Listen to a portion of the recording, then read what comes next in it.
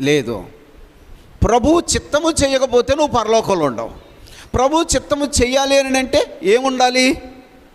విశ్వాసం ఉండాలి. ఇది చాలా ప్రాముఖ్యమైన పాయింట్. దీన్ని చాలా జాగ్రత్తగా క్యాచ్ చేయాలి. ఇప్పుడు ఉదాహరణకు ఆదాము హవ్వలు దేవుడు ఏదైనా తోటలో పెట్టాడు. ఇప్పుడు హవ్వ దగ్గరికి అపవాది వచ్చింది. ఆదాముతో దేవుడు ఏం చెప్పాడు? ఈ పండు తిను దినమున నిశ్చయముగా చచ్చిపోతావు. దేవుడు చెప్పిన మాట. ఇప్పుడు దేవుడు చెప్పిన మాట నమ్మితే హవ్వ అయినా ఆదామైనా ఆ పండు తింటారా తినరా? చెప్పాలా?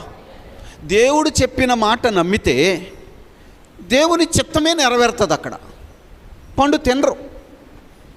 కానీ ఇదే సమయంలో అపవాది కూడా మరలా వచ్చి వాడు ఓ మాట చెప్పాడు, ఈ పండు తింటే నువ్వు చావవు, నువ్వు జ్ఞానవంతురాలివి అయిపోతావు.